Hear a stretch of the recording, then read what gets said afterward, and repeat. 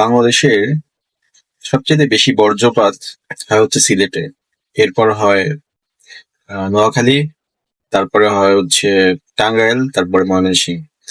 সারা পৃথিবীতে বর্জ্যপাতে যত মানুষ মারা যায় তার 25% মারা যায় বাংলাদেশ থেকেই। সো এটা খুবই গুরুত্বপূর্ণ আমাদের জন্য। তো আমরা আজকে জানবো কি কি উপায় অবলম্বন করলে আমরা এই বর্জ্যপাত থেকে নিজেদেরকে রক্ষা করতে পারবো। কারণ এপ্রিল, মে, জুন এই 3 মাসে সবচেয়ে বেশি বর্জ্যপাত হয় আমাদের বাংলাদেশে। এই বর্জ্যপাত মূলত হচ্ছে বৃষ্টির আগ মুহূর্তে অথবা বৃষ্টির পরে অথবা হচ্ছে ঘন কালো মেঘ যখন আকাশে জমে থাকে ঠিক তখনই এই বর্জ্যপাত গুলো বেশি বেশি ঘটে।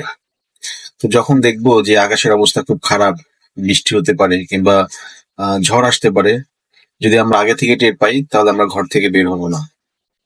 আর যদি ঘর থেকে বের হয়েই যাই, আর যদি রাস্তার মধ্যে এরকম ঝড়ের মধ্যে পড়ে যায় আর যদি দেখেন যে প্রচুর পরিমাণে বজ্রপাত হচ্ছে, হ্যাঁ, বাংলায় আমাদের বাংলাদেশের মানুষ যেটাকে, গ্রামের মানুষ যেটাকে বলে ঠাডা, এটা যদি পড়া শুরু করে তাহলে ভুল করেও কোনো বড় গাছের নিচে আশ্রয় নেবেন না। কারণ এই বজ্রপাত গুলো প্রথমে হচ্ছে বড় গাছগুলোতেই পড়ে, বিশেষ করে তাল গাছ, বড় বড় বট গাছ, এই গাছগুলোতে বেশি করে পড়ে। যখনই বজ্রপাত শুরু হবে বা বৃষ্টির মধ্যে পড়বে তখন আপনি কোনো না কোনো বাড়িতে আশ্রয় নেওয়ার চেষ্টা করবেন, কোনো না কোনো একটা বিল্ডিং এর নিচে গিয়ে আশ্রয় নেওয়ার চেষ্টা করবেন।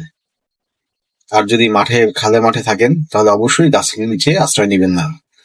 আর বড় গাছ থেকে মিনিমাম 7 থেকে 10 ফিট দূরে অবস্থান করবেন। কারণ এই বজ্রপাতটা যখন গাছের মধ্যে পড়ে তখন সে কিন্তু ইলেকট্রিক ওয়েভ ছড়ায়। তো ইলেকট্রিক ওয়েভ যদি আপনার গায়ে এসে লাগে তাহলে আপনার মৃত্যু অনিবার্য।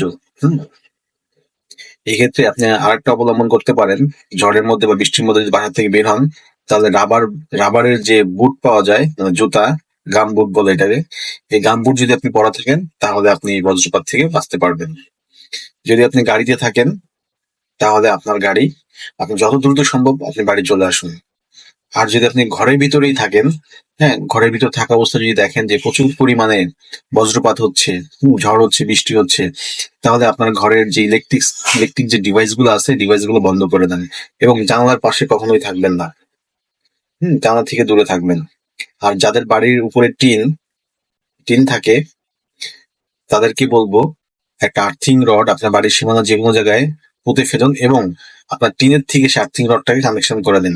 এর ফলে আপনার বাড়িতে যদি কখনো এই বজ্রপাত হয় তাহলে সেটা গ্রাউন্ডিং হয়ে যাবে, যার ফলে আপনি এবং আপনার পরিবার এবং আপনার বাড়ির সকল ধরনের ইলেকট্রনিক্স ডিভাইস নিরাপদে থাকবে।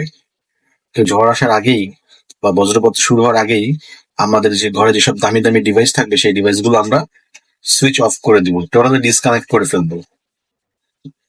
তাহলেই হচ্ছে আমাদের ডিভাইস গুলো বাঁচবে। ভিডিওটি শেয়ার করে সবাইকে জানিয়ে দিন, কারণ এটা এখন বর্ষাকাল শুরু হয়ে যাচ্ছে, ঝড় তুফানের দিন শুরু হয়ে যাচ্ছে। এখন প্রচুর পরিমাণে বাংলাদেশে ঠাড়া পড়বে, আর এই ঠাড়া থেকে নিজেও নিরাপদে থাকেন এবং অন্যকে নিরাপদ রাখতে সহযোগিতা করুন। ধন্যবাদ সবাইকে।